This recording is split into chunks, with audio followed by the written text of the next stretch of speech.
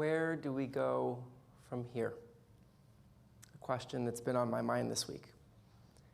It seems like a fair question to ask in the midst of any journey, whether we're on our way to a physical destination or trying to navigate the complexities of our lives.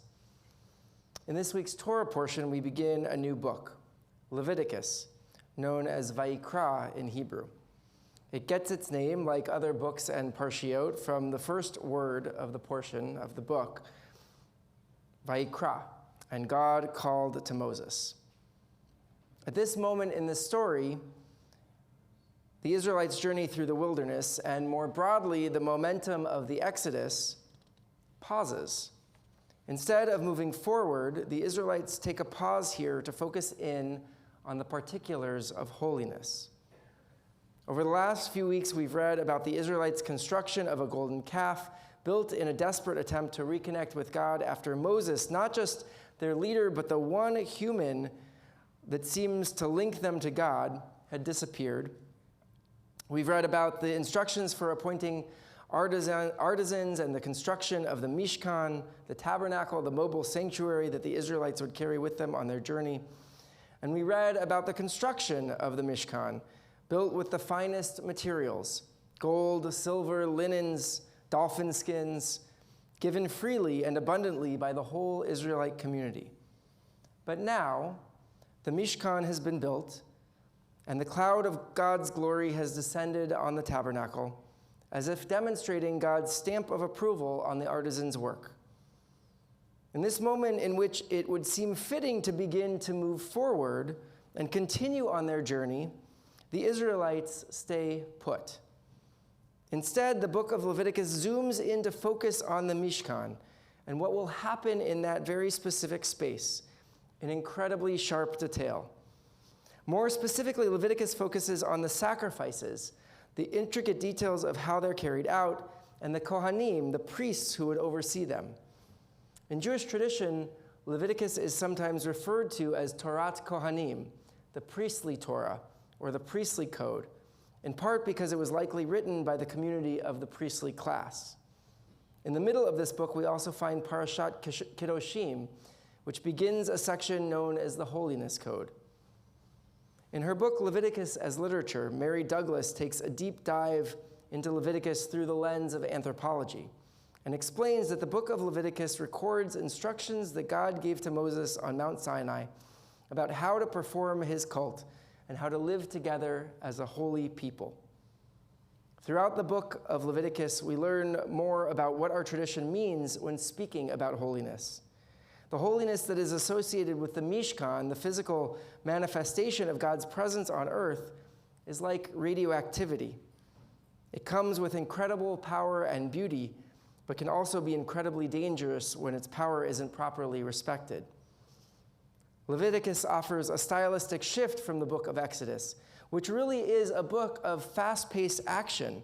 The Israelites experienced generations of slavery and suffering, and then in the highest of high drama, God delivers 10 plagues upon the Egyptians, and the Israelites stream out of Egypt, cross a miraculously parted sea, enjoy their first moments of freedom, complain a bunch, then journey to Sinai where they encounter God and receive the Torah. A real page-turner by all accounts.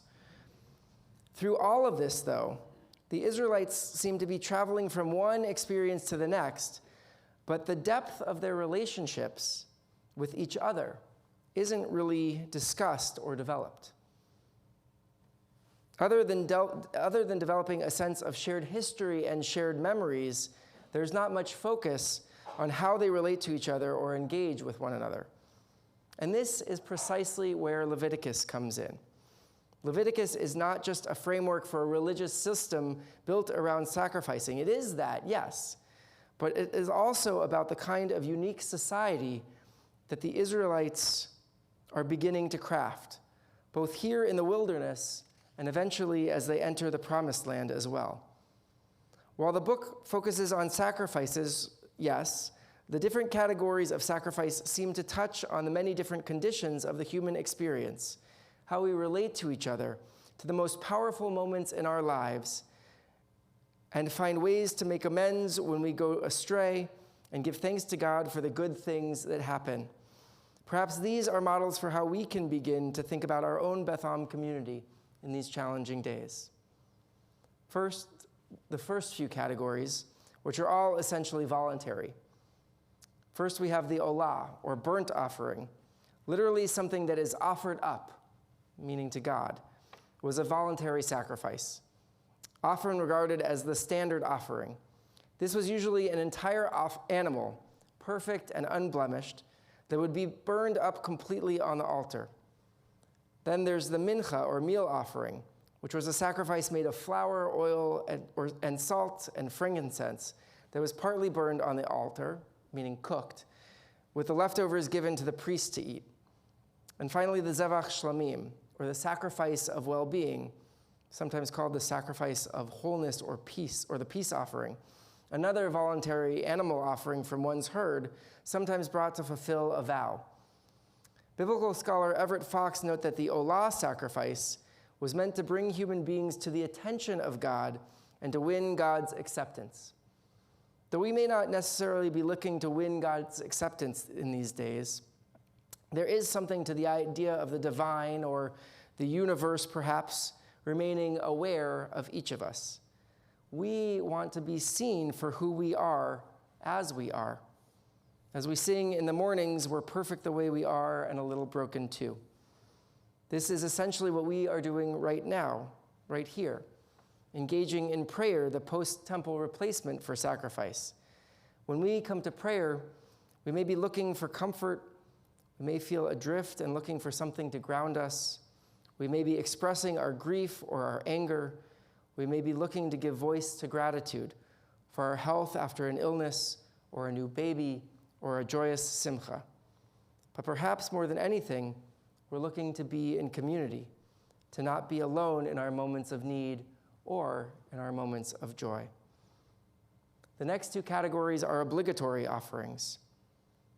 First, the chatat, literally the sin offering, but more widely understood as a purification offering offered to atone for unintentional wrongdoing. As Everett Fox explains, the chatat decontaminates the sanctuary and apparently individuals as well. There was a recognition in this system that part of the human condition is that we all make mistakes and miss the mark occasionally. This system introduces a way to re-engage with holiness and with those around us when we have hurt others or done something wrong.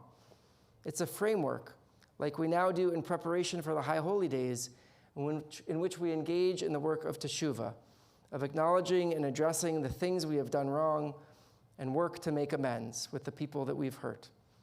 It is an opportunity through thoughtful, difficult work of healing our relationships and walking forward together. Finally, there's the asham, or the penalty offering, another obligatory sacrifice, usually involving the sacrifice of a ram, though there's some flexibility in what exactly must be offered here, meant to be offered when someone incurs guilt, but only realizes that they have done something wrong after the fact. It usually involves some sort of financial restitution for wrongdoing, even if it is unintentional.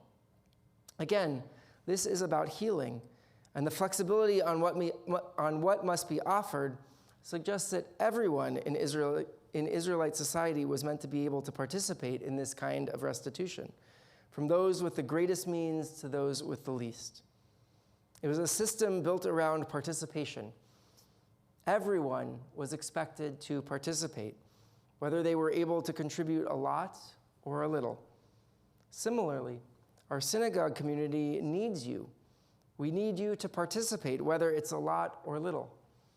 We need you to give of your time, your talents, and yes, your money too. No matter how much you can give, it's about everyone choosing to engage and participate.